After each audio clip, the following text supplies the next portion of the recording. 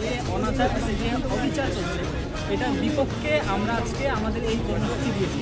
আমরা চাই যে আমাদের সাধারণ স্টুডেন্ট এবং আমাদের সাধারণ জনগণের সার্বিক নিরাপত্তা, বাংলাদেশ পুলিশ আমাদের সাধারণ জনগণের উপর যে পরিমাণে অত্যাচার এবং অনাচার চালাচ্ছে সেটা তীব্র প্রতিবাদ এবং তীব্র নিন্দা জানাই আমাদের বাংলাদেশ স্টুডেন্ট কমিউনিটি এবং বাংলাদেশ ইউথ স্টুডেন্ট কমিউনিটি মালয়েশিয়ার পক্ষ থেকে।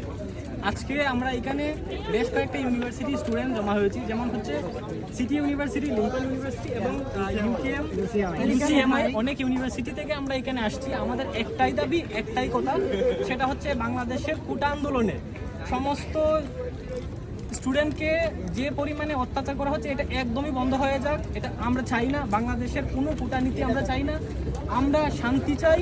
আমরা বাংলাদেশে সবসময় মেধাবীদের পক্ষে থাকতে চাই। আমরা কোনো প্রকার আমরা একটাই দাবি, আমাদের এক দফা দাবি, এক কথা,